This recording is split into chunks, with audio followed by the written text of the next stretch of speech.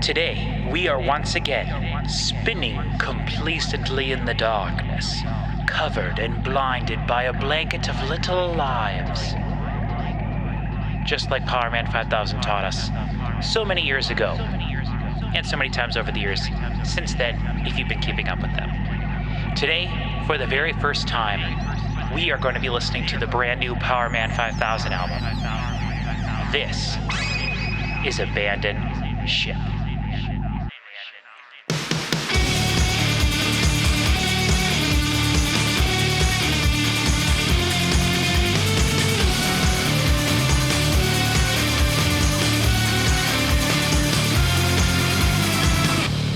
Hello everybody, and welcome back to another album review / reaction here on the channel. I am so pumped to finally be listening to brand new Powerman 5000. But before we get to that, I have a couple things I have to say. First thing is, I'm as excited as I am to do this reaction, I'm also a little bummed because I was scheduled to do this video with Chris Parker. And if you've been watching my channel for the last year and a half or so, as we've been going back through and listening to Metallica's entire catalog and doing all sorts of other awesome videos where we've been listening to things for the first time, and I've been experiencing music I've never heard for the first time. We bring up Powerman 5000 quite a lot on the channel here, and Chris Parker is also a fan of their music. He doesn't know all of their albums as intimately as I do, but he is a big fan of their music, and very recently, actually just last week, we recorded a video here for my channel that hasn't been released yet. I haven't had the time to edit it yet, where we listened to the 2 singles that were released from this album earlier in the year. I had no clue that this album was so close to being released. In both of the descriptions for those YouTube videos, it didn't say anywhere at all about a new album called Abandoned Ship coming out. I had no clue. So we did those reactions to those 2 songs, which one was something about 1999 and then something about Dance Like You're Dead or something like that.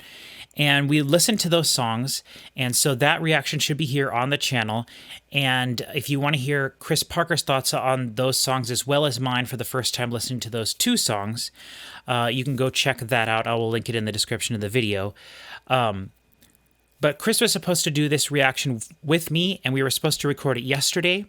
And Chris asked if we could push it to today, and so we pushed it to today, and I've been waiting about 5 hours, and he finally got back to me and said, hey, I don't think it's going to work today.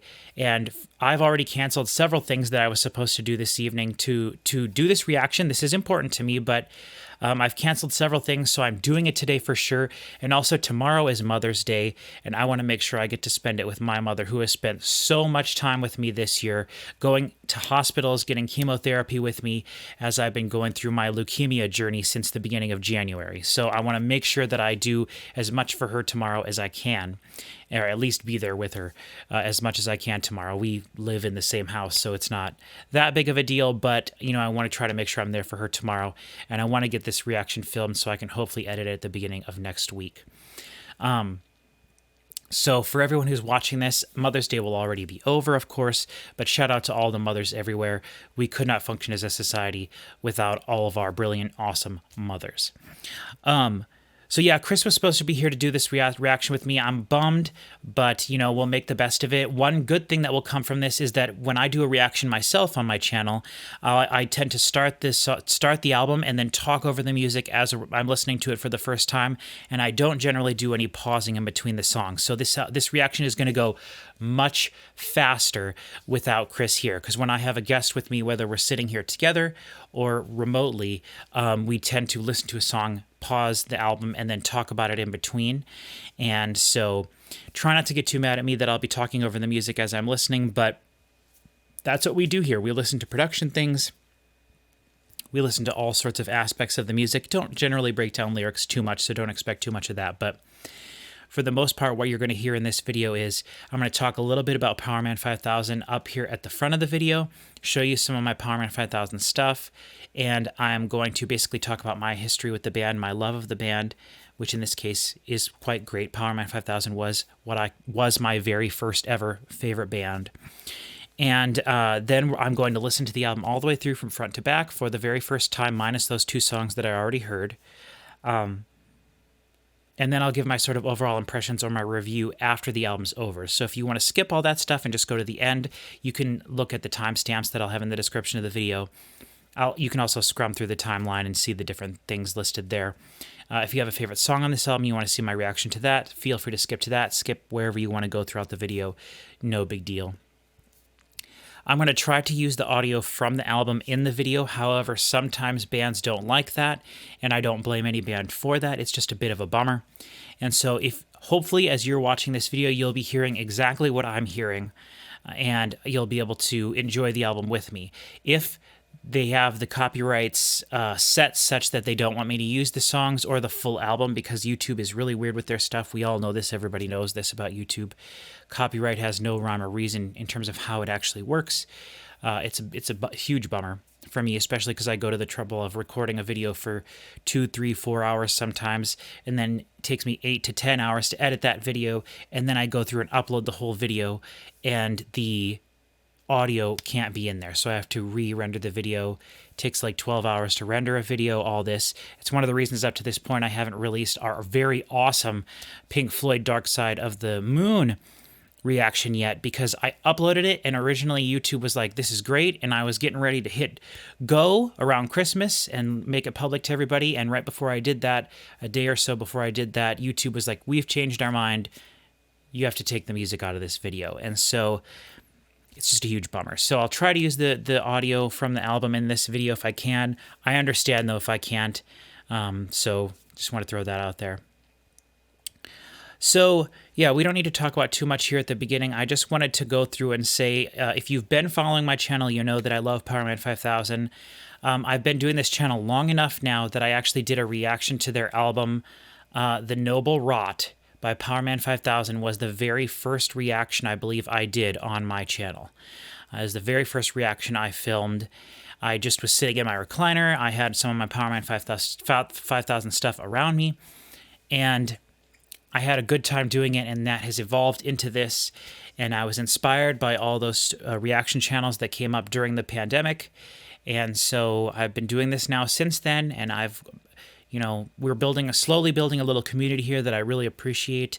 Don't worry, guys, there will be more Metallica videos coming. Chris and I actually have one recorded that we recorded last week that I'm going to try to be the very first thing I edit after doing this video.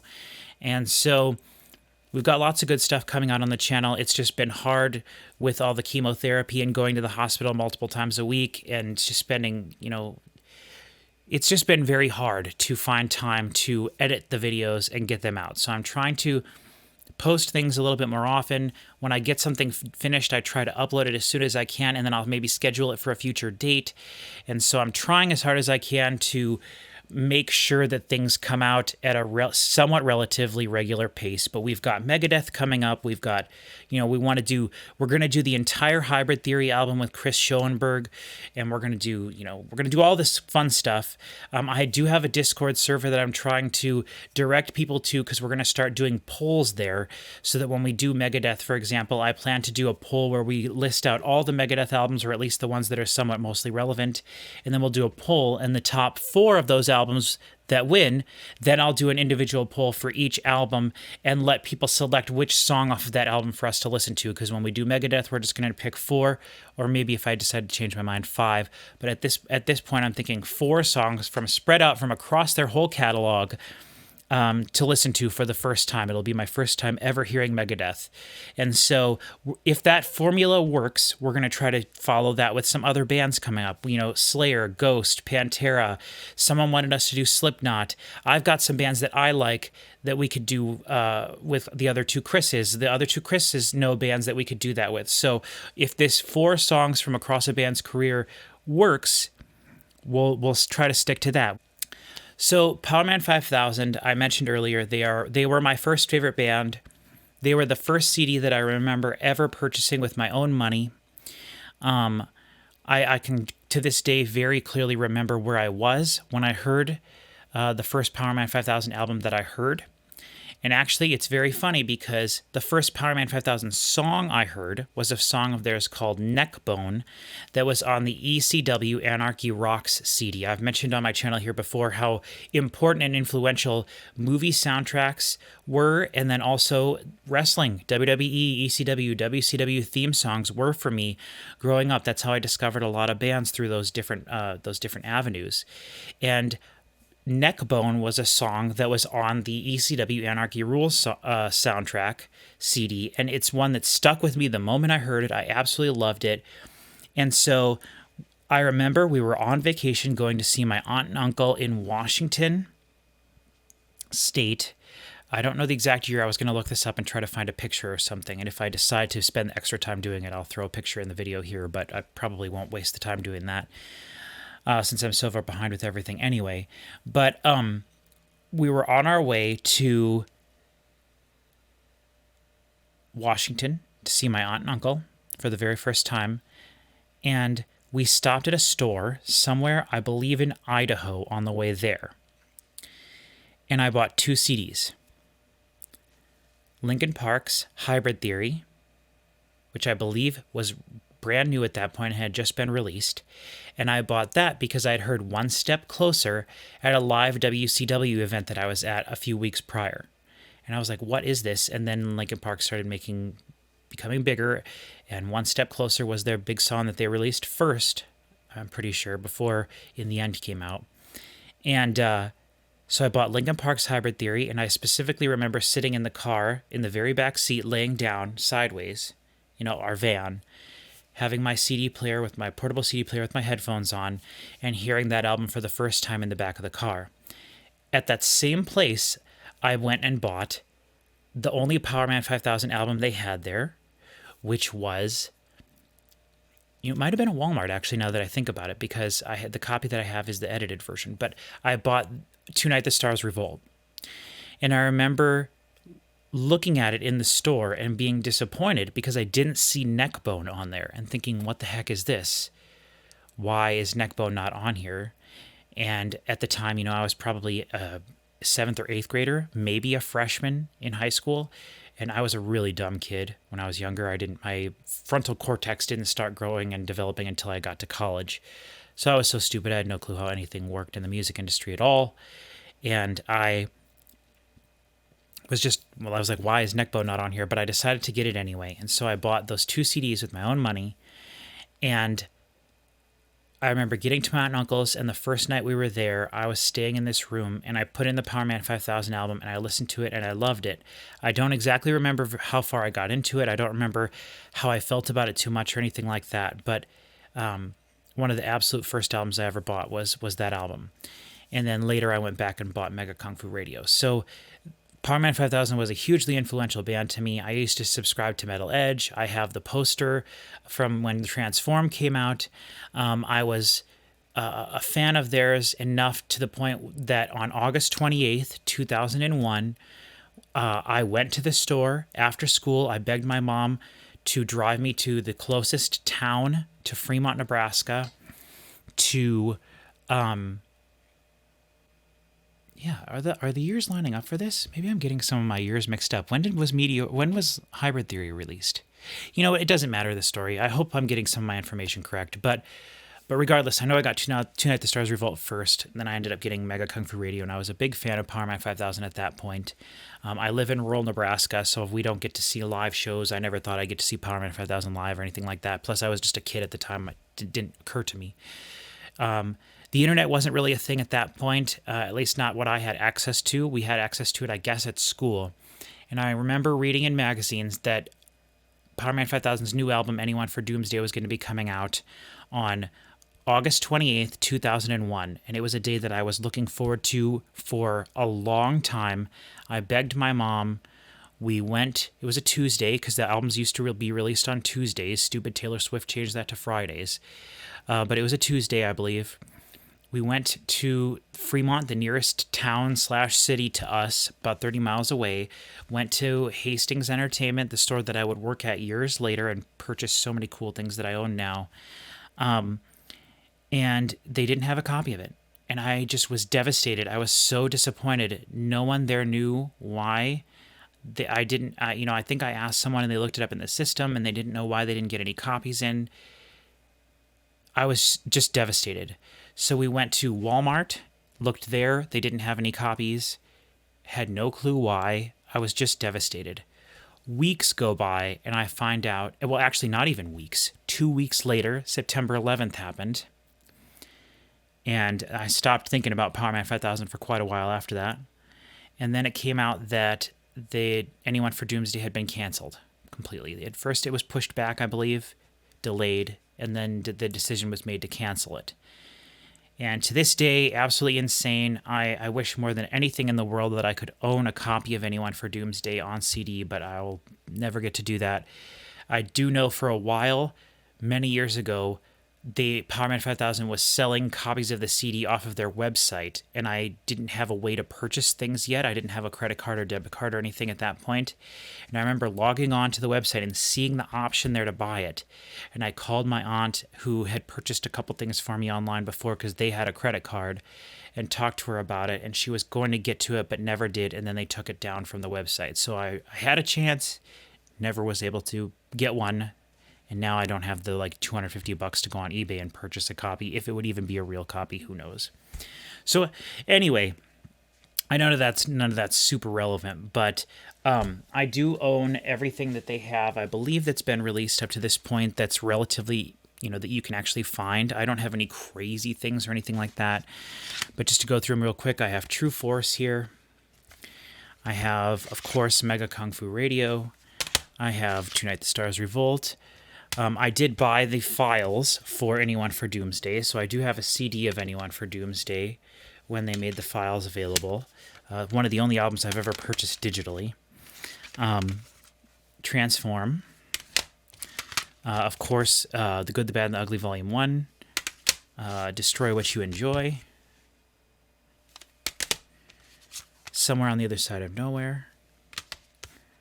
Copies, Clones, and Replicants. I actually have 2 copies of Builders of the Future. The one that I purchased myself. And then they were having a sale on one of the distributors' websites for Powerman 5000. I'm not sure if it was on what record label it was. Where for $10, you could buy a copy of the album that was autographed. So I do have an autographed copy of Builders of the Future, which is quite funny because I think that this is probably their worst album. So I do have 2 copies of that. And then we have New Wave. And then Nobel Rot. And my copy of Abandoned Ship is on its way still. Since I didn't realize this album was coming out until earlier this week, I don't have a copy of the CD. So unfortunately, we cannot listen to today the newly recorded version of Bombshell that is included on just the CD and vinyl, or CD and cassette versions of the album. But I would not waste my time with anything other than the CD unless it was a really great deal. Speaking of really great deals, I do have here, this was just released earlier this year, Mega Kung Fu Radio on vinyl. Very gorgeous vinyl. I've said before on my channel when I've shown this off that I think that this might actually be the most pretty vinyl that I own. And it's really hard to showcase this on screen. But it is just a gorgeous blue marble. Blue record with black marbling in it. It is absolutely gorgeous. And I was actually just watching an interview with Spider from a few months ago on YouTube while I was waiting for Chris to get back to me so we could get to recording. And I found out that Spider doesn't see any of the royalties or revenues from the sales of this because this was back when DreamWorks owned this stuff, I believe. Real Gone Music and Geffen, it says, so not DreamWorks. But I don't think Spider gets any of the money from this, which is a big bummer, but I'm really happy that I have it. I never in a billion years would have thought that Mega Kung Fu Radio would have been released on vinyl. So I'm really happy that I have that. I also have, of course, Tonight the Stars Revolt. The one I have is the bottle green. Also a very pretty record. This is really awesome. Very happy that I have a chance to own this. I looked for it for about a year or so on eBay trying to find a good copy. I feel less bad now that I bought a used one rather than buying a new one like I bought of Mega Kung Fu Radio, because I know Spider doesn't get any of the money from that. And then I do also have, because I found a good deal on one online, a copy of the Nobel Rot on vinyl. I don't know if this one's colored or not. Probably not, I would think. Oh, no, it is. Huh, it's clear. Oh, it's interesting. So this one is also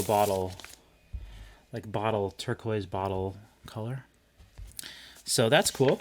I didn't realize. I don't listen to vinyl very often, and I would never listen to an album that I already have on CD on vinyl as well, unless I was trying to,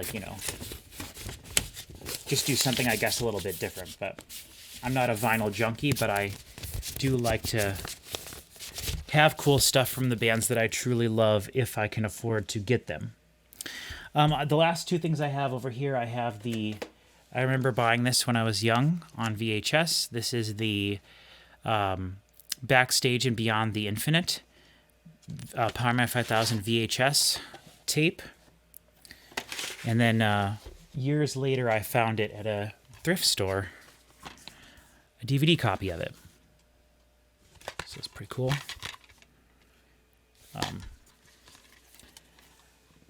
So that's my Powerman 5000 stuff. I do have, like I said, a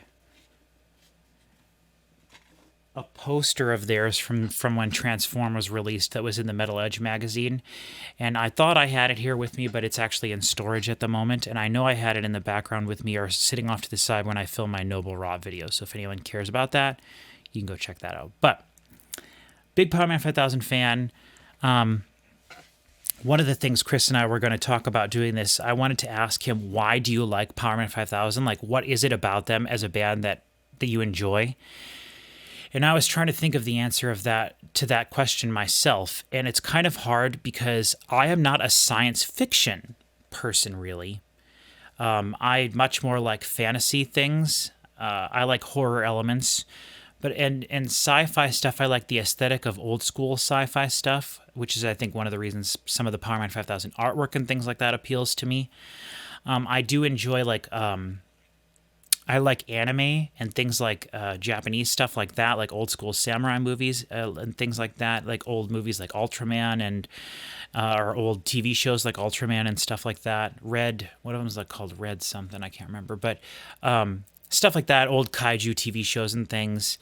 And so there's a lot of that aesthetic that goes on in Powerman 5000's music from throughout. So I enjoy all that stuff. Horror stuff, the sci-fi stuff on Tonight the Stars Revolt, which is obviously what everybody knows the most, or at least what most people know from their catalog. I really like that album. I think it sounds phenomenal. The guitars are enormous. The production on it is fantastic. I was just listening to it actually this morning, again, to kind of refresh myself. And that album is an album of theirs I don't listen to as often. My favorite Powerman 5000 albums are, it's very hard for me to say, but I really like Transform and Mega Kung Fu Radio about equally. I think that their best songwriting is easily on Transform. I think Transform is just probably the best rock album that I own. And I don't say that in a demeaning way at all, but to me, Powerman 5000 was never really nu metal. I obviously don't consider them metal at all.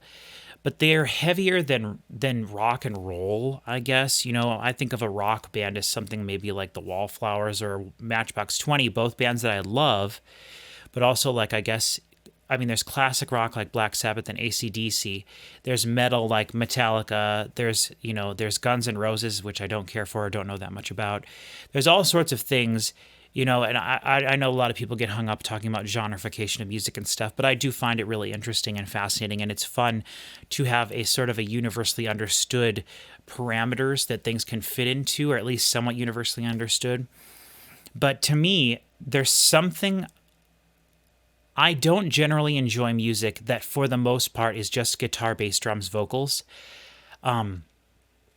I like music that incorporates that fifth element, whatever it is, whether it's keyboards specifically or just those sprinkles, extra production elements, drum loops, all sorts of other things. And that's one of the reasons it's been interesting to get into Metallica over the last year or so, because they are just a guitar, bass, drums, vocals band, even with minimal vocal overdubbing and stuff. But Powerman 5000 from the very beginning has had all these other elements to their music. And so it's all the other elements to most bands that separate them in my brain, right? So like Rob Zombie and Powerman 5000 are sort of similar if you think about them sonically. But the elements that they're using are similar in some ways, but also very different, and I would consider them to be very different bands, even though when you compare them to any of these other bands I've been mentioning, or even something like Linkin Park or something like that, it is very different sounding. But to me, the thing that's fun about Transform is that for the most part, fundamentally, it is a guitar, bass, drums, vocals album, and I just think the songwriting is top-notch. I think the riffs are simple, as all Powerman 5000 albums are. That does not draw me away from it. Does not push me away from an album. I'm not a guitar player.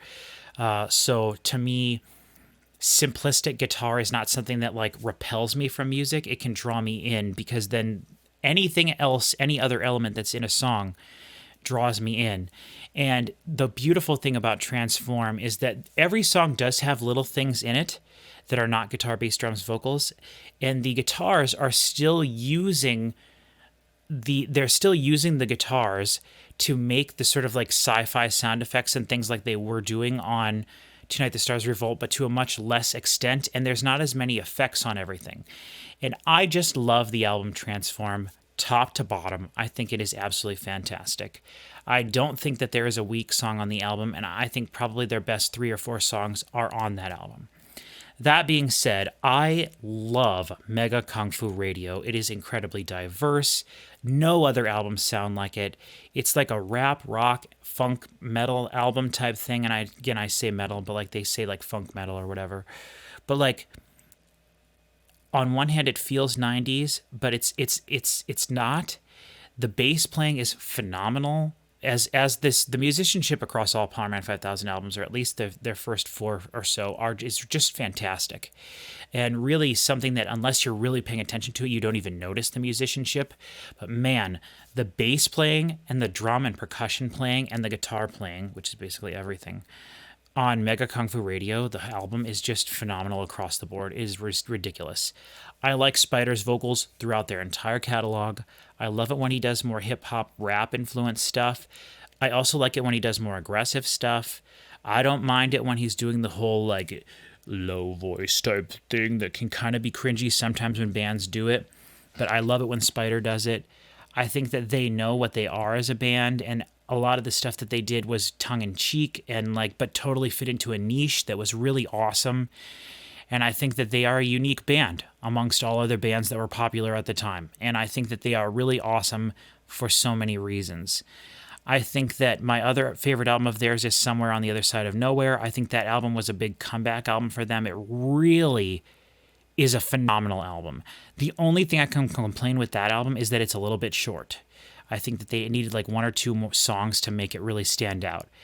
I do like Anyone for Doomsday, but I don't think of that album very often because it was never really officially released. I guess digitally it has been released now, but like, yeah, I don't know. I guess I do like that album a lot, but I don't know. I think it's kind of Tonight the Stars Revolt Part 2, but there's also a lot of things in Transform that are directly coming from that album, and lyrics that were reused and vocoder effects and things, so there is a lot of crossover. I mentioned earlier when I was going through the albums that I think Builders of the Future is probably my least favorite Powerman 5000 album, and that is because I feel like it is definitely the most formulaic of their albums. Every song has only two parts, a verse and a chorus. There are no bridges on that album. There's no guitar solos. And it feels like every song is very similar to the previous song. And it's hard to tell one song from another. The structure of every song is just verse 1, chorus, verse 2, chorus, done. It's very formulaic, which is normally a thing I don't mind that much. Structuring with songs is very important to me, but that album to me feels very phoned in, even though the production is really good. Later on, we got into some Powerman albums that weren't necessarily produced as well, but I think the songwriting is better and more interesting. I think New Wave is really great, and I think there's a lot of good songs on there. I just listened to that this morning as well while I was waiting here to record this, and I was surprised at how many of the songs were bops. I was like, man, I need to listen to this album more. I'm not a huge fan of swearing in music as much, and that album has the most swearing of any Powerman 5000 album on it, but as my old boss used to say, if you're going to be a bear, be a grizzly. So the fact that that album has a lot of the swearing on it, I'm okay. I just don't necessarily like it when there's like a lot of swearing in choruses and things like that. But that's just a me problem. I know most people, if not every single person that watches this, doesn't care about that at all. Nobel Rot, I think, was slightly disappointing, but I do think that there is still some interesting things on it. So yeah, I don't know. I pretty much went through their whole thing. Destroy What You Enjoy is probably their most rock / like punk influenced, like Ramones-y type album, I guess. It's probably their most forgettable album to me, but it doesn't make me sort of like cringe like Builders of the Future did. But I don't want to talk about them negatively, at least not, any more than we need to. So I mentioned that Chris and I recorded a reaction to 2 of their songs, and I have to say I'm a little trepidatious going into this because I did not personally care for either of those 2 songs very much. I didn't hate the songs by any means, and I think the production was really good on it. Everything was crisp and clear. Spider's vocals are always loud enough on all of their albums. That's one thing I can absolutely give them credit for, because they could be the type of band to like hide things behind things, but Spider's vocals are always so great, and they're very much up in the mix. So they know what they're doing in that regard, regardless of who's mixing the album, who's recording it, and all that stuff. Powerman 5000's kind of been on like a bit of a rotation in terms of who's in the band, who's doing the music writing and all that stuff. Like I said, I was watching an interview with them when I'll tell the YouTube channel that I saw. I was bummed that this video that I was watching got so few views. It was only like 500 views, and it was from about 6 months ago. But it was a channel called Audio Vein Entertainment. And they were basically just interviewing, this guy was interviewing Spider, I think before a show, and he was talking about doing different things. He was talking about touring. He talked about COVID a little bit. And then he mentioned specifically that with New Wave, they wanted to make the album less electronic and feel more like a band. But then with Nobel Rot, they wanted to make the album feel a little bit more electronic. And so for this new album, which at the time I don't even know if he knew they were going to call it Abandoned Ship, but he didn't have a release date for it. None of the singles had been released at that point. And he just said that he thinks that this album is kind of a mixture of those 2 albums. There are certain songs that are definitely more electronic and certain songs that feel more like a band. Now, the first 2 songs that we heard, which was 1999 and then the Dancing with the Dead one or whatever it was, Dead Can't Dance or something like that. I think that's what it was. They both felt very electronic to me, and they both felt a little bit meh, kind of, in terms of songwriting goes.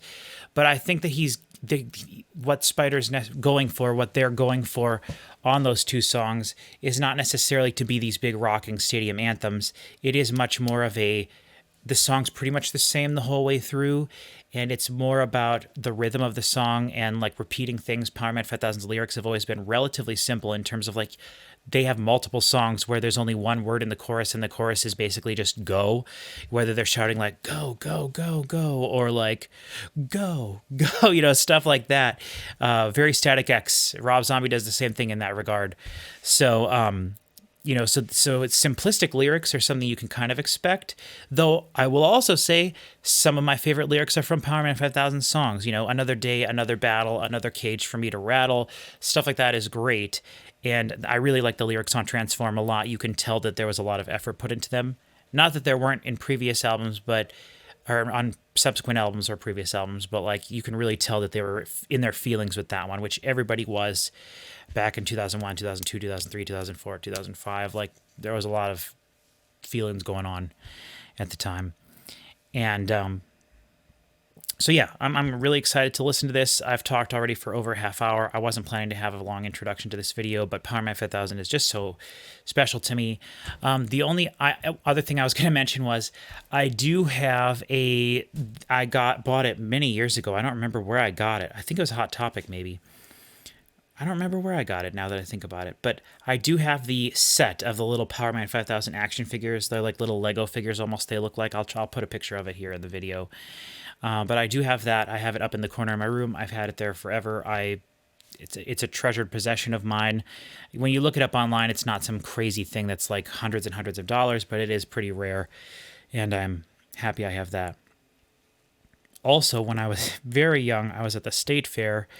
One year we used to play at the state fair every year in band. And when I went to such a small school that's closed now, but when it was still open and I was going there, when you're in junior high or junior varsity, so 7th and 8th grade, you're in the high school band because the high school band was not big enough to have a band by itself. So the high school band consisted of 7th, 8th, 9th, 10th, 11th, and no one took band in 12th grade because you had to, credit-wise, you had to take other classes. I and one of my classmates were the only two people to have taken band all of the years, and I managed to finagle my schedule to make it work, though it was very difficult. But I was at the Nebraska State Fair, and I won throwing darts, I think, at a balloon. I won a Powerman 5000 hat. Now, it was just basically a dark gray sort of like jean material bucket hat that had a Powerman 5000 patch on it. And it was my favorite hat. To this day, it's my favorite piece of clothing I've ever owned, and I wore it all the time. And I was wearing it one day when I was at school. My father was the janitor at the school, and so we would often stay late after school as he was cleaning, or we would come early, or we would have to go to the school on weekends. And so we would be at the school a lot when nobody else was there or when the other kids weren't there. And we were there one day, and my sister, who is 2 years younger than I, we were playing outside at the playground, and I took my hat and I left it on the side of the building. And we went inside, and when I came out later, there were some kids there who I consider to be sort of bullies at the school. And I'm a big, giant kid, but I was always a big softie, like a big geek nerd, which is great. I love being a nerd. But these kids had basically taken my hat, and they had, they stole my hat and got rid of it. And I was very, very disappointed, and I was upset that they lost my Powerman 5000 hat. And to this day, I really regret it.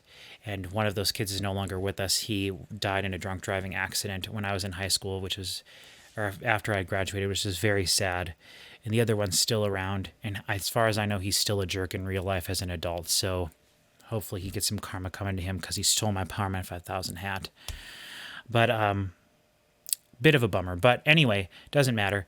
The only other Powerman 5000 story that I have that's kind of funny is there was a mall in Omaha called Crossroads Mall that was basically on the verge of closing for many, many years, like 20 years. We would go there when I was at school activities if we had a game or band or something in Omaha, and we went there twice, about 3 years apart. And the first year I went there, and there was a gumball machine that had stickers from bands there, and one of them was a Powerman 5000 sticker. And I think it was $1. So I got a bunch of quarters, and I put $1 of quarters worth in there, turned it, nothing came out. I was like, oh shoot, it's busted. I was hitting it, whatever, nothing came out. Put another $1 of quarters in because I really wanted that Powerman 5000 sticker. Turned the thing, nothing came out. I did it a third time just to make sure because I really wanted that sticker. Turned it, nothing came out. 3 years later, so I leave. Didn't get my money back, whatever. Lost $3. 3 years later, we go back there. I'm a senior in high school. We go to the same mall, and I see the same gumball machine type things up on the top floor. And I go up there, and the Powerman 5000 stickers are still in there. No out of order sign. I go to the nearest store, get a change for my dollars, put in $1, turn the thing, nothing comes out. just to make 100% sure, put in another dollar's worth of quarters, turn the thing, nothing comes out. So I gave $5 to this machine trying to get a Powerman 5000 sticker. To this day, still no Powerman 5000 sticker, but the joke's on them because that mall is closed and demolished and gone. So, that's what you get, mall. Okay, now, on to Abandoned Ship, Powerman 5000 2024's new album. It's 33 minutes long, which is as a disappointing length, but compared to the length of Nobel Rot, which I believe was like 30 minutes and it's like right around 30-minute mark. This is about as long as Powerman 5000 albums have been. Every song except for 2 of them is over 3 minutes. One of them is 2:27, and that's called GTFO, which I'm guessing is going to be a banger of a fast song. This Is a Life is the shorter one. Anyway, it doesn't matter. And then track, which one is this? The Company Loves Misery is 2:52. So everything else is above 3 minutes, even if it's just 3:01. So that's good. Let's just get into this. Let's have fun. Powerman 5000 is a fun band. If you've never heard them before and you're skipping to the beginning of this album, if this album is terrible, please go back and listen to their other stuff. I promise you'll like some of it. If you like rock music, listen to Transform. Every other person on the planet will probably tell you to listen to Tonight the Stars Revolt. It's When Worlds Collide came out, is on it. Nobody's Real, Supernova Goes Pop, a bunch of great songs on there. Automatic, Son of X51, all that stuff is great. They Know Who You Are is a phenomenal song that's like 2 minutes and 20 seconds long. So, but anyway, it doesn't matter. We're here. Abandoned Ship, new Powerman 5000, Cleopatra Records. First track, Invisible Man. Starting in 3, 2, 1. Okay, right away, totally different than the 2 songs I've heard.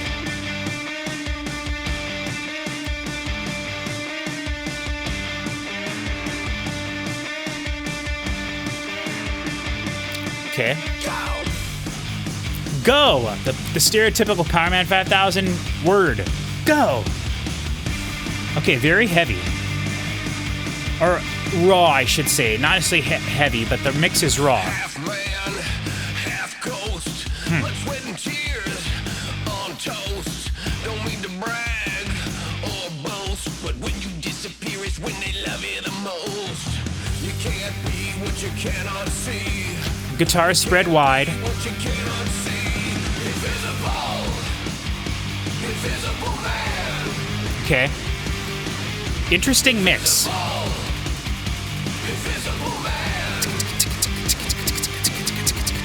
That programmed hi-hat in the middle. So the voice has this like effect on it, almost like an amplifier effect. You could also get this effect by EQing down certain frequencies and up certain frequencies, which is essentially, I guess, what an amp is doing anyway. Very cool. Pitch shifting effect there.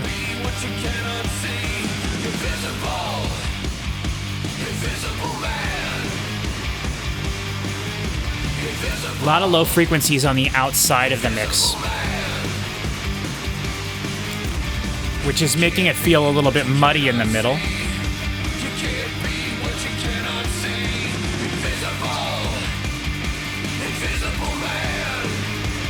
All right, are we gonna get a bridge here? What are we gonna do?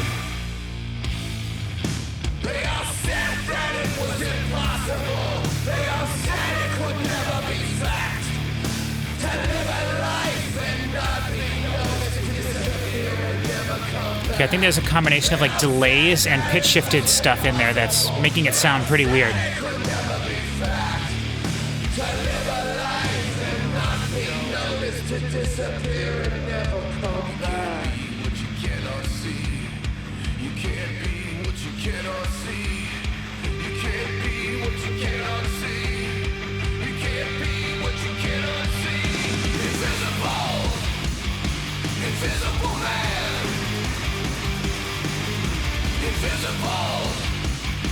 It's very raw sounding. It sounds very... The pocket where the bass should sit is almost feels kind of empty. Very interesting. The guitars on the sides are very interesting mix. Now we're going to hear something totally different. Okay, this is 1999. This is one of the two songs I've heard. We're going to just go ahead and listen to this. Programmed electronic drums, which is cool. Do you remember? Do you recall? Bass sounds way better. Low frequency is much more responsive here. You can much more well placed. Future in 1999. Spider's vocals nice and crisp and clear in the middle. Much more dry sounding than the crazy like effect that was on the previous track. Big sound, massive sounding drums, or guitars, sorry. Follow the pattern, dead by design. Let's fall apart in 1999. In 1999. In 1999.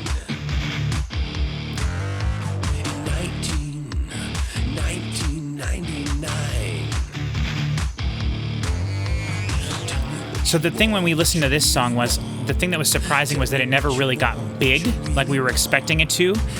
But I almost think, upon reflecting on it, that was kind of neat almost. Oh, there we go.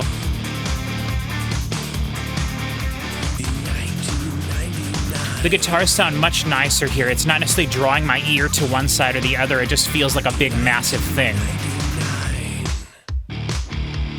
Very low frequencies, very low notes.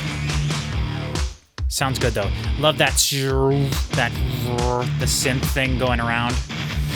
Pretty minimalistic though, which is nice as well. Some kind of little ambient stuff.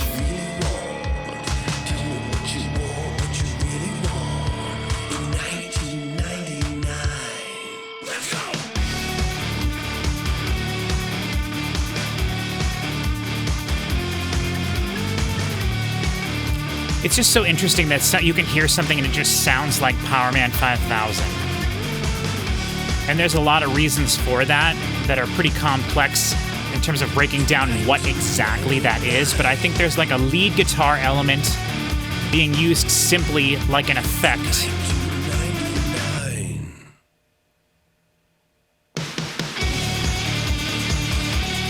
That's awesome. 1999, I would have been, I believe, in 7th or 8th grade. But I specifically remember being in 5th and 6th grade in 1998, maybe beginning part of 1999, or beginning part of 1999, learning about Y2K and the Y2K scare and what was going to happen with the computers and everything. And yeah, it was an interesting time, for sure. And also, of course, 1999, the year that Tonight the Stars Revolt came out. So I'm sure for the band, a whirlwind of a time. All right, now we're going to, I believe, the next song that I did here, which is Dancing Like We're Dead. A little synth-based thing in the middle. Guitars, again, spread wide like they have been. Oh, no.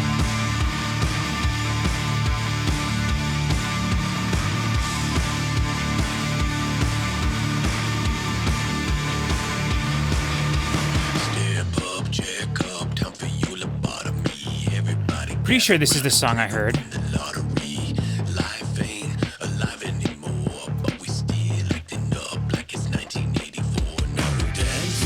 Yeah, definitely this is the one I heard. It sounds really good though. For some reason I don't remember it sounding this good. It's interesting.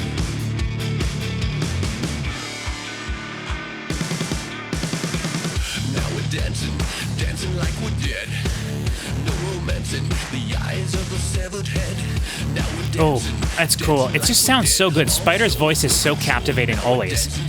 When we were recording the other day, I asked Google how old Spider 1 was, and she said 55 years old. I shut mine, call the Undertaker. If you play your cards right, he might just call you later. Death ain't for the dead anymore. Long live Mr. Spock and Pussy Galore. Now we're dancing. Now we're dancing. Now we're dancing. Now we're dancing. Dancing like Oh,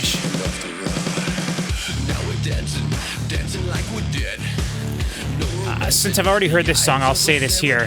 I forgot to mention, but I have actually seen Powerman 5000 live 3 times.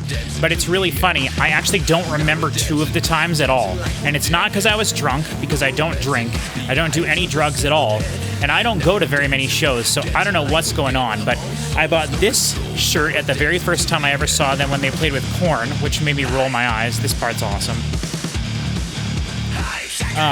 But that was in the back of the shirt says I'm a supervillain on it, in this green font or green color, and it was for on the support of Somewhere on the Other Side of Nowhere. And then I must have seen them for Builders of the Future, and then I didn't see them for Nobel Rot, so it must have been for New Wave, I guess. But I have another one of their shirts that's gray on it, and it just has this sort of logo, a bit more spaceshipy, and it just says Powerman 5000 on it. And then on the on the other shirt I have of theirs, I don't care for as much, but it's the AC/DC looking shirt, but it says PM5K, and it says, what does it say? Robot Rock forever or something like that. Something, let there be robot rock, it says. So, severed head.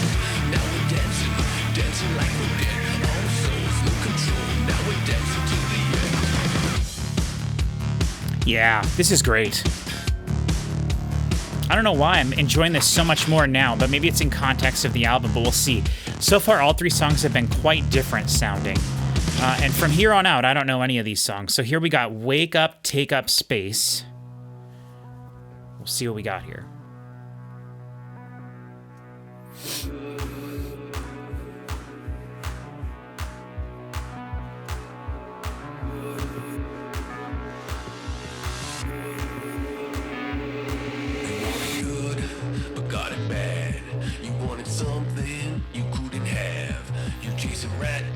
Into the maze, they're scratching, here lies nothing on your grave. You pray to God and all his friends. Oh yeah. When you didn't believe, you just pretend.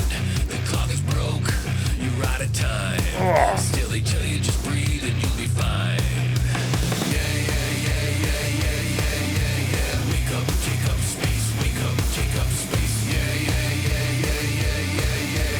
Wake up, take up space. Wake Yeah. up, take up space. Ooh.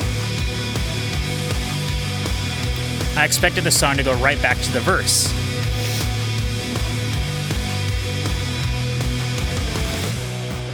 Really curious about that first song now. The guitars were not mixed like this. The mix was not this good. So that's, I'm really surprised that that was track 1 then. It's very strange. I love the vocal cadence on this album. Like every song so far, they're definitely getting into that more of a rhythmic vibe, like their earlier music. They've been doing that more, I guess, their last couple albums, but...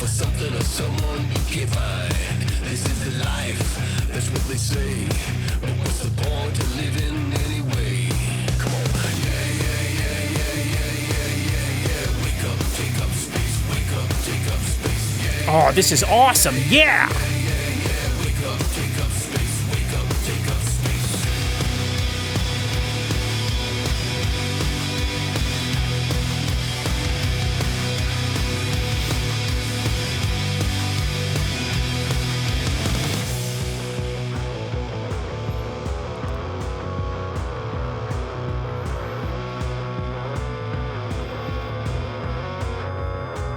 Distortion on a bass there, I think.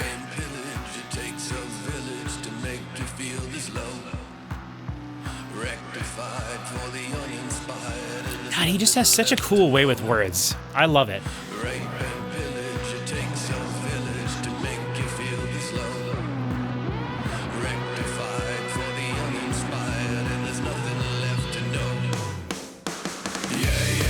Yeah, it's so huge. It's really mixed well.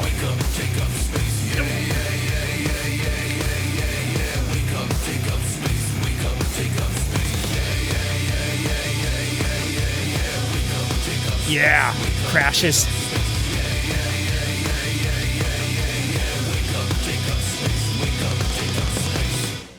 Oh, yes. That's my favorite song so far. That's great. I love it. Okay, this is The Company Loves Misery. This is the 252 one, but whatever. We don't care about the lengths of the songs. Okay, the drums right away sound more roomy, like realistic sounding. Probably all there. I'm guessing they're all trigger drums.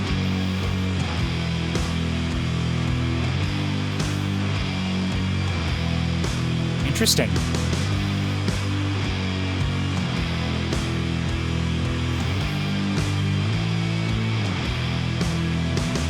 They say it's now or never, but never seems like now.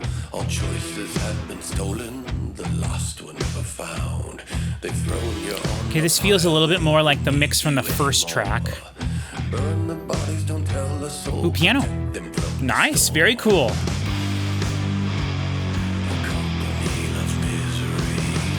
I was just listening to Watch the Skies for Me, Watch the Night. Gingerfish, I noticed, play piano on that, which is Rob Zombie's guitar player, I think.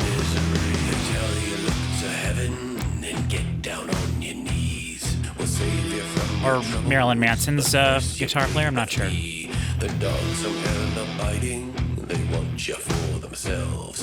An easy meal regurgitate you back up on the shelf. This song definitely has a bit more of like a marchy feel to it. The company loves misery. The company loves misery.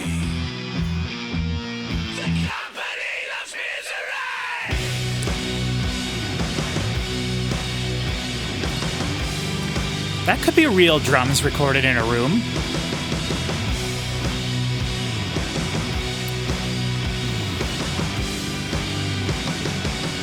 Ooh, nice. Now the sun is rising across the cityscape. The bodies of your heroes Love that. are hung up by their capes.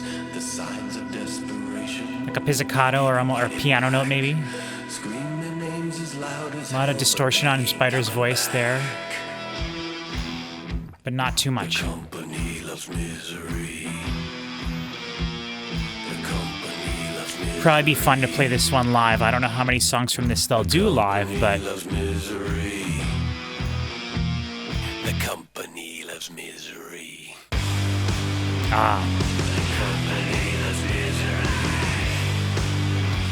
Now the next track is called Bloodsuckers, and I'm excited for that one. V is for Vampire is one of their, you know, definitely more interesting songs, so. Company loves misery. Very cool, very cool. What goes up must come down twice as fast. The first rule in life is nothing ever lasts, and everyone you know will die. Oh, wow. Goes up must come down twice as fast. The first rule in life is nothing ever lasts, and everyone you know will die. Oh, what a cool way to end that rhythmically. Goes up must come down twice as fast. The first rule in life is nothing ever lasts, and everyone you know will die. What goes up must come down twice as fast. The first rule in life is nothing ever lasts, and everyone you know will die. What goes up must come down twice as fast. The first rule in life is nothing ever lasts, and everyone you know will die. Bloodsucker! Your name is... Definitely mixed the way the previous song and track one it was. What goes up must come down twice as fast. The first rule in life is nothing ever lasts, and everyone you know will die. What goes up must come down twice as fast. The first rule in life is nothing ever lasts, and everyone you know will die. Bloodsuckers! Dirty motherfuckers! Bloodsuckers! Dirty motherfuckers! Bloodsuckers! Dirty motherfuckers! Bloodsuckers! It This is interesting because it feels like the low frequencies are being pulled to the outsides rather than existing in the middle with the bass guitar. It's interesting. I wonder what it would... I'll listen to it in my car in different places, but with headphones on, it's a little distracting.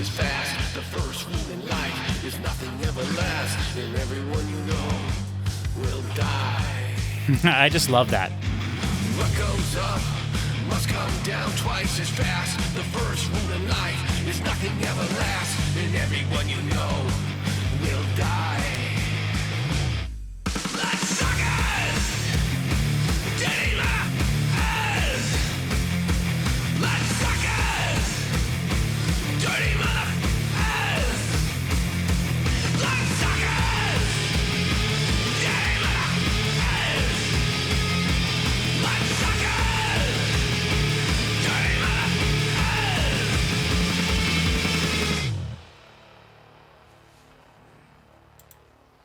Nice.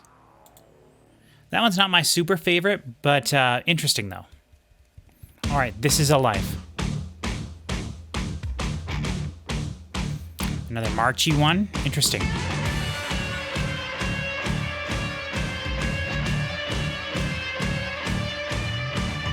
Live fast, die quick, nailed to a crucifix.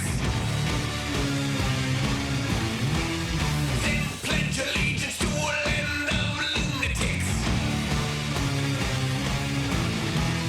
Build up the barriers just to watch them crumble. You better believe it, son, there's a jungle in the rumble. This is a life. This is a life. This is a life, but it sure ain't living. This is a life. I want to say "This Is a Life" is a phrase that I've heard them use This is a before life, but it sure on a previous album. living. All hail Satan and his band of merry men. You begged us to stop, but now we're back again. Can you hear them calling across the universe? You're thinking it's bad now, well, it's only getting worse. This is a life. This is a life.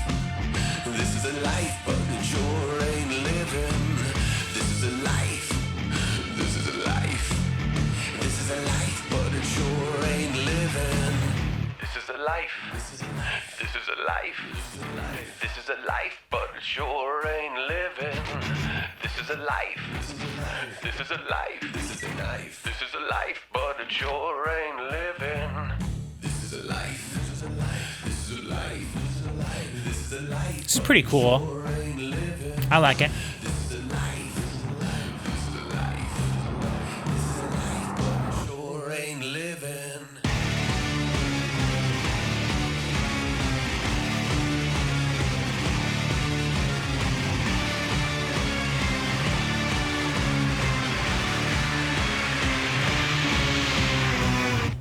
Interesting. Interesting. Okay, it's two in a row that are...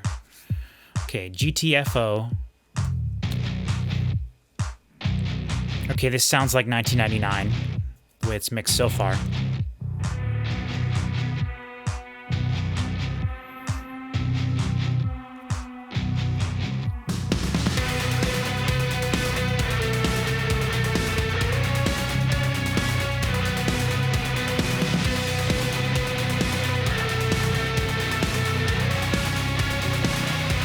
Cool. Ain't it fucking wild how they treat you? Pat you on the head and they beat you.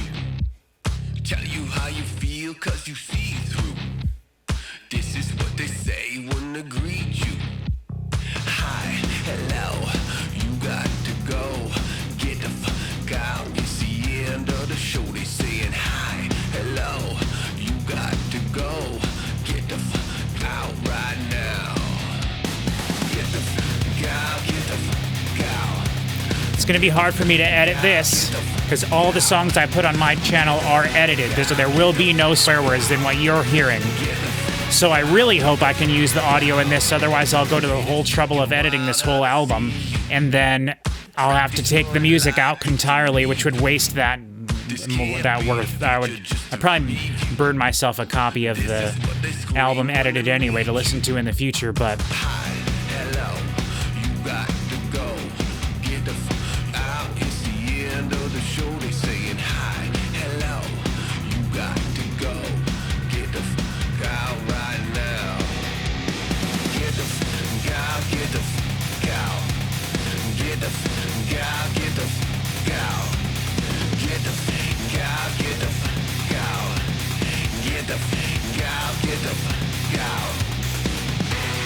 some cool cymbal programming and stuff going on there.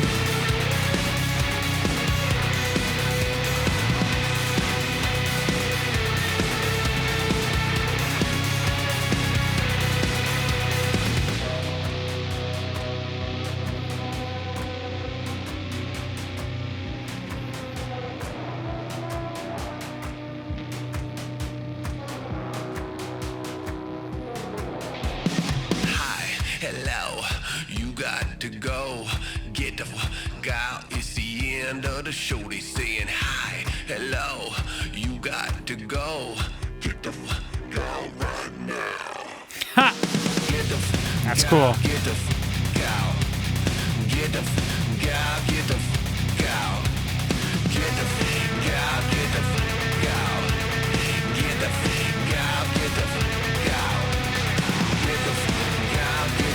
I'll try as hard as I can to edit this so that it's bearable, but I can't make any promises.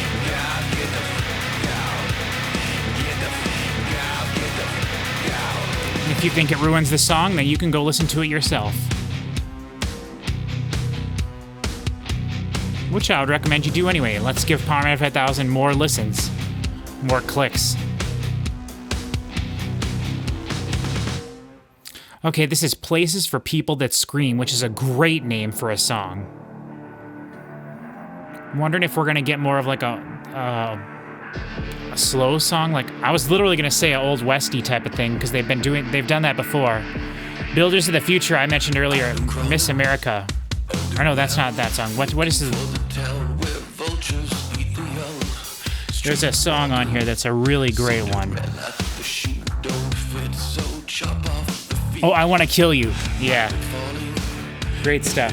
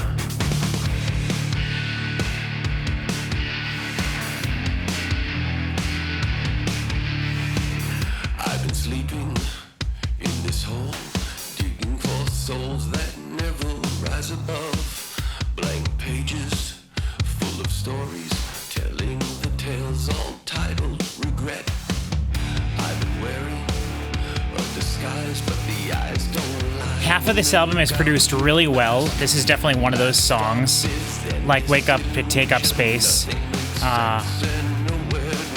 and the previous song as well, I think. But like Bloodsuckers and the company Loves Misery and Invisible Man, and I think This Is a Life as well, maybe, were mixed a little differently.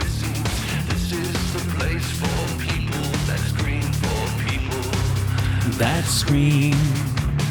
This is the place for people that scream, hiding away, nothing is quite what it seems. This is the place for people that scream, for people that scream.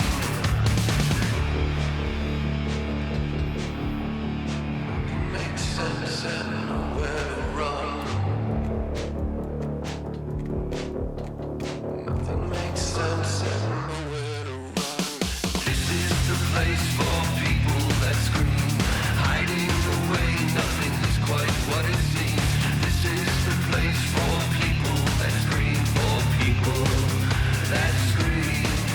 Very catchy. That reminds me of something, and I can't think of quite what, but for some reason I'm thinking in my head a song from the Tony Hawk soundtrack, one of the Tony Hawk games soundtracks. Da, da, da. I don't know what, but that interval, the way, the key of the song, something about it.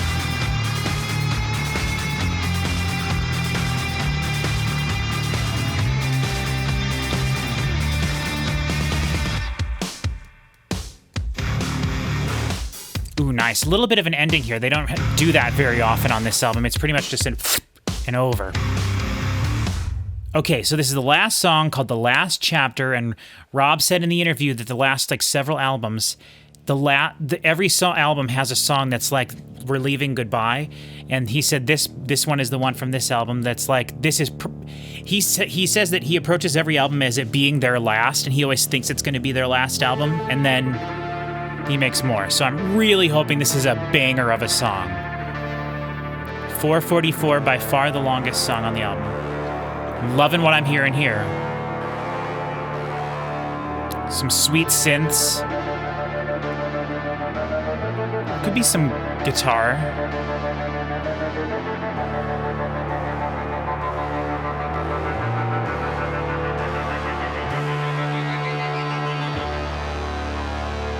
Very cool.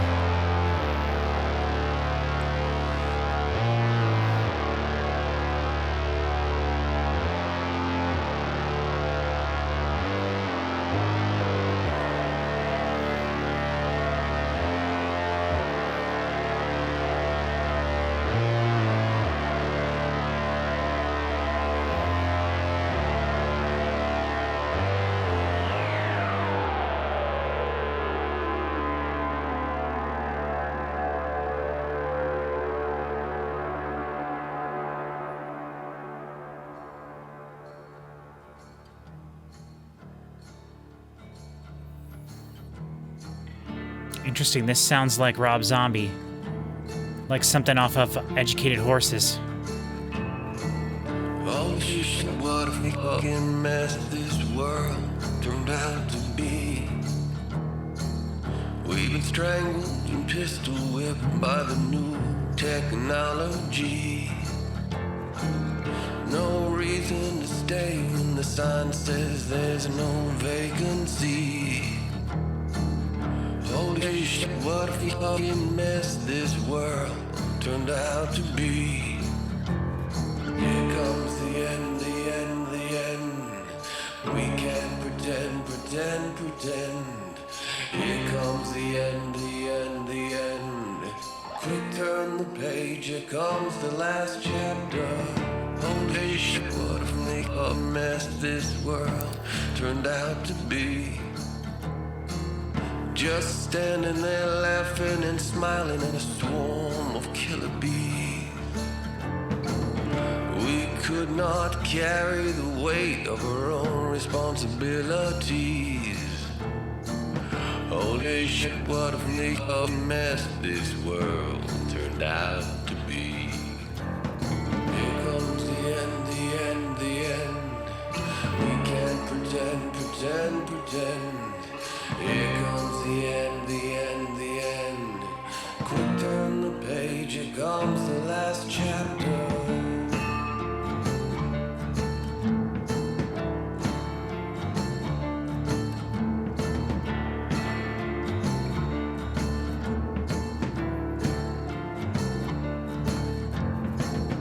Tambourine, really nice.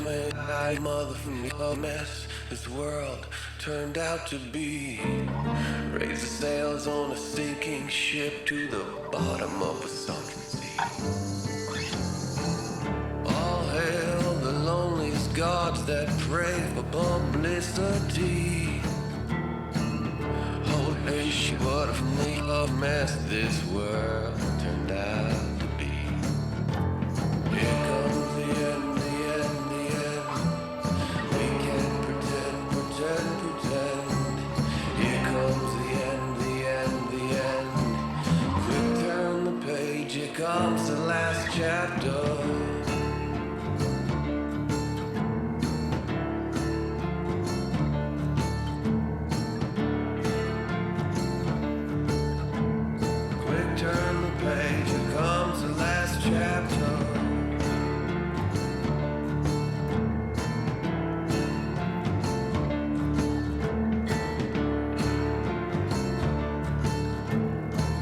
Turn the page, here comes the last chapter.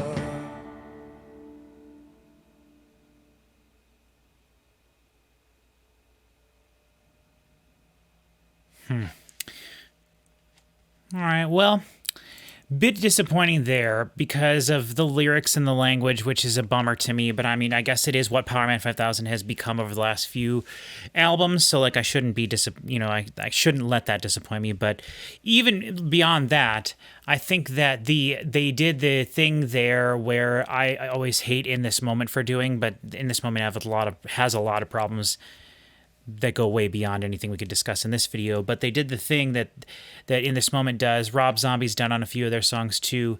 And I get that it's sort of like a different song. Obviously, that song had acoustic guitars and piano in it, which is like vastly different than anything pretty much we heard the rest of the album. So it was very different, and so I get that they're doing something different, but I personally would have liked to have the vocals be more clean and clear there.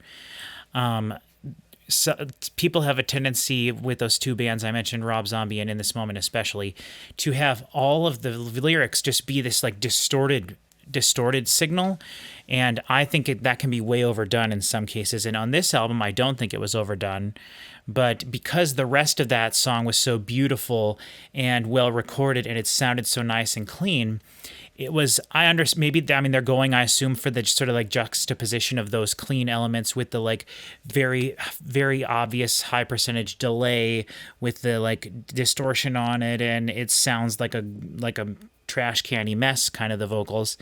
I'm assuming that's on purpose to sort of probably juxtapose against the prettiness of the music, but I would have rather had it be a bit more of like a serious way to approach it so that everything was clean.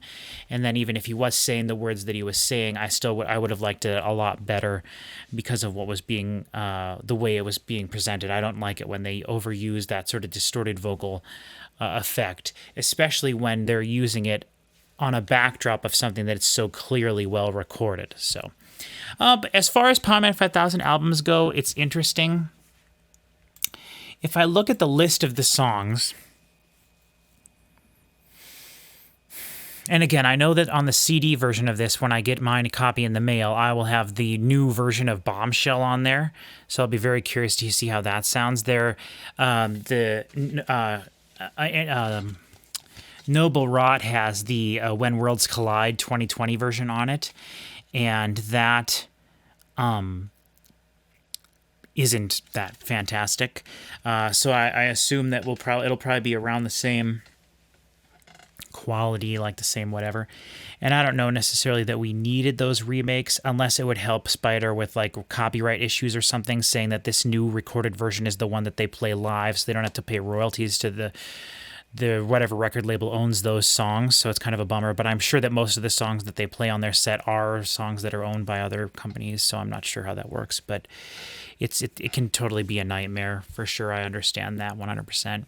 So sometimes re-recording stuff is the way to go. That's why Taylor Swift is doing what she's been doing with all of her albums. But I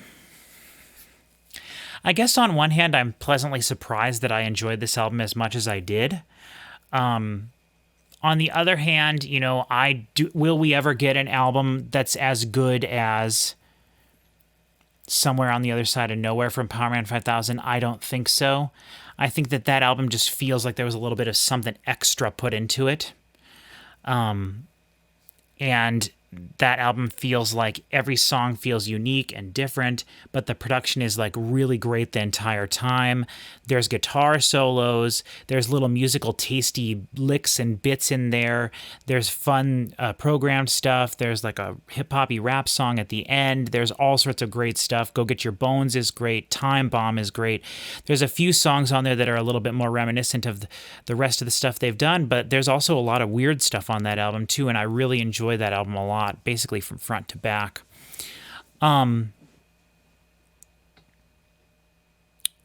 So I guess on one hand, I'm a little disappointed. If the whole album could have been up to the standards of Dance Like We're Dead, Wake Up, Take Up Space, GTFO, Places for People That Scream, that would have been amazing.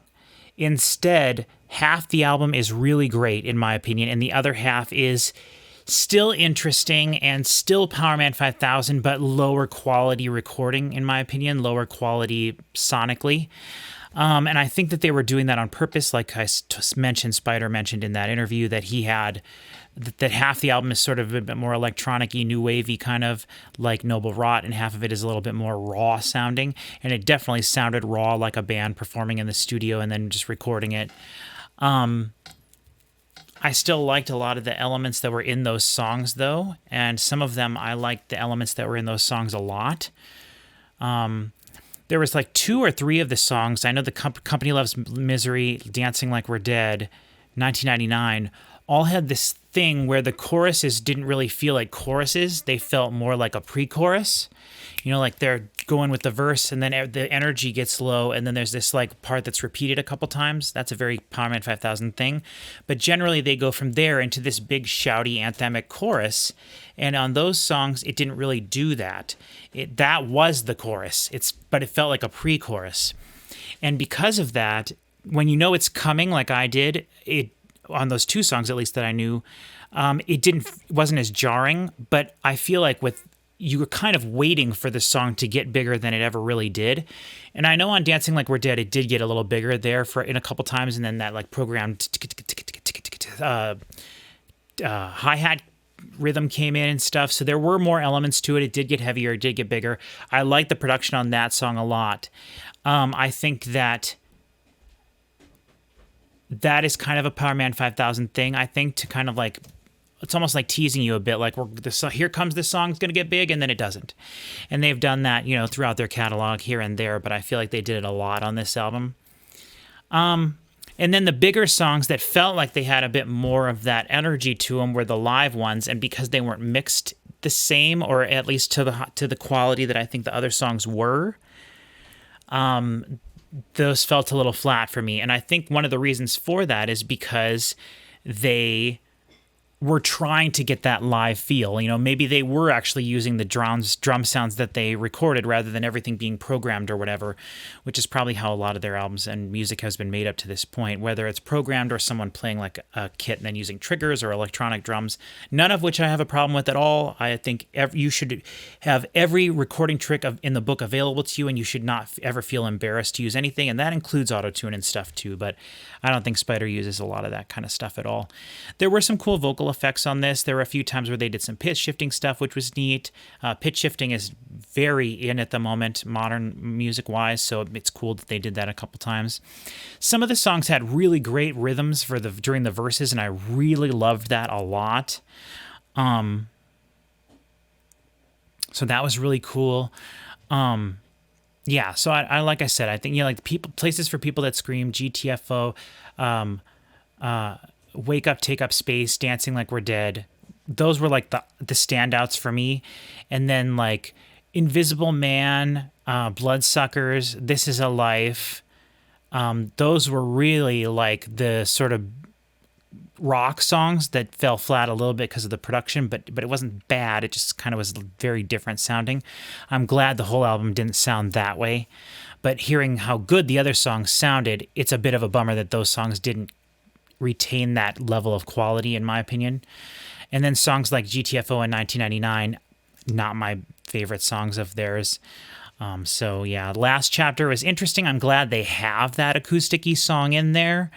The swearing that appears in a lot of the songs, especially off the top of my head, Last Chapter, this is GTFO, of course, and then Bloodsuckers, a lot of swearing there, a lot. So I'm going to have to do a lot of editing for that. That's my choice. I choose to do it.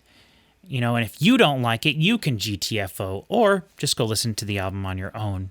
I'm sure people are going to get mad at me. Why are you talking over the music the whole time? Well, because the point of this is for me to tell you my thoughts as I'm hearing it for the very first time.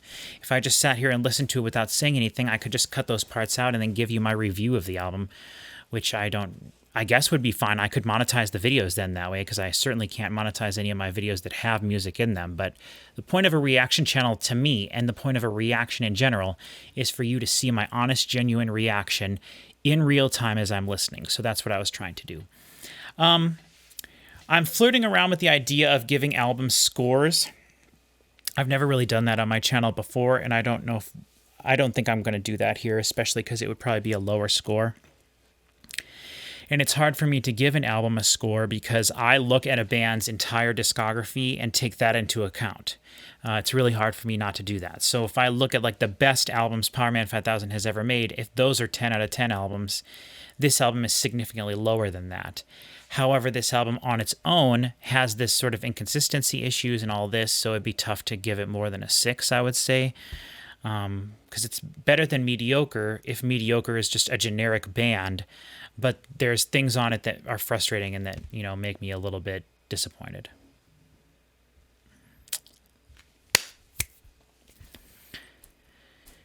So for now, I'll just say that that's good. I hope I did a good job of explaining why I love this band so much. If this is their last album, this will probably be the last chance I get to talk about them in depth on my channel, so I wanted to get that stuff out there at the beginning of the video. And if everyone skipped that, that's totally fine. The album is interesting. I don't hope it's their last Powerman 5000 album. Spider, in that interview, he mentioned that he has been making movies, which I wasn't even really aware of. I don't really follow horror movies that much. I really like a lot of things about horror movies, but I don't watch them as often. So that's kind of interesting. I don't really have anything against them, and I love a lot of horror movies a lot.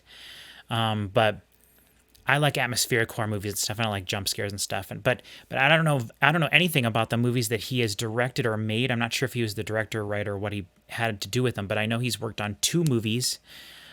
One was Bury the Bride, and one was I can't remember the other one. But I think Bury the Bride was first, and then he had an album or a movie come out last year or the year before. And then he has a new movie that he filmed that is going to be coming out, and he said in his opinion it's the best of the 3 that he's worked on so far, and he didn't say a name or anything like that in this interview. And again, that was 6 months ago, so that project's probably going to be coming out this fall, I would assume, maybe around Halloween. I would really be curious to see any of his movies, though, so I might look those up and see what I think about that, because I love Rob Zombie's music, but I'm not a big fan of his movies, though I really like the dirty, dusty aesthetic of them, and I would be curious to see what Spider's aesthetic would be. You know, what's the tone of his movies? So, yeah, that's really interesting. I've never been into, super old sci-fi, horror movies or anything like that, vintage stuff. I like the look of a lot of those things, and I almost like artwork and things of that, the sort of whatever, it doesn't matter. I don't really even know what I'm talking about when I'm talking about that stuff, so I don't want to sound stupid, but there's an aesthetic to those things that I find that I like. But when I try to watch older movies, sometimes it's really hard, especially if the acting's not very good. And a lot of those older horror movies and old sci-fi movies have pretty bad acting, and I'm not necessarily one that enjoys movies that are so bad they're good.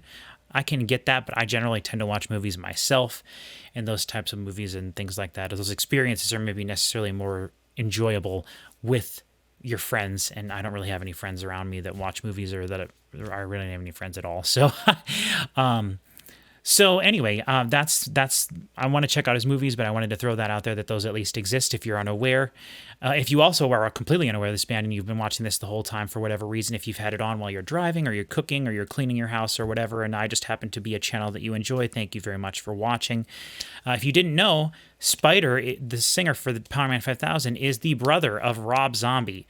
So that's why I mention them a lot in tandem. And it's very interesting when you know that, to look at their careers and how similar and how very different they are as well. So very cool, though. So I'm happy that they're still making music. I'm really happy with their catalog all the way up to this point. They're some of my favorite albums of all time. And like I said, Powerman 5000 was my very first ever favorite band. I don't consider them to be in my top however many bands now, but there's just so much other music out there in the world that I've discovered since then that really fits into my soul in ways that Powerman 5000 doesn't. But Powerman 5000 will always have a special place in my heart, and they will always be a band that I absolutely love. So thank you very much for watching. Stay tuned to the channel for other fun stuff coming out soon. I've got a lot of videos to edit, but we've got theoretically more Powerman 5000 video with Chris and me and Chris, more Metallica stuff, Beach Boys, Star Sailor review that just came out not too long ago, Mother's album that came out not long ago that I did a review for, reaction to. So I've got all these things I got to start editing. Yeah, but there's always new stuff to record, so we'll see. And also, of course, new Metallica coming soon. and other things to the channel that I'm really excited for. So stick around if that sounds interesting to you. Thank you very much for watching, and I hope to see you next time. Hello, everyone. My name is Patrick, and I have been trying to think recently of a new way that I could review/react to music, because I really enjoy the different sort of react to different aspects of music, metal music, different things like that are on YouTube. And so I've been trying to think of a way to sort of mix that with my love of hearing an album for the first time. Oftentimes when I hear a band that when I hear that a band that I love is coming out with a new album, I will, anticipate that album coming out, and then usually I buy the CD version of it and wait till it gets here in the mail. And that was what I was going to do with this Powerman 5000 album. I was going to wait. I actually should be getting the CD copy in a few days, but I had a really crappy day today, and I've been thinking about filming this video, so I was like, screw it, I'm just going to use Spotify and just, see what happens. So I'm in the mood for something to kind of bring me up after a really bad day. And so I think Powerman 5000 could do that. Anyway, thank you very much. And yeah, we'll see what happens next.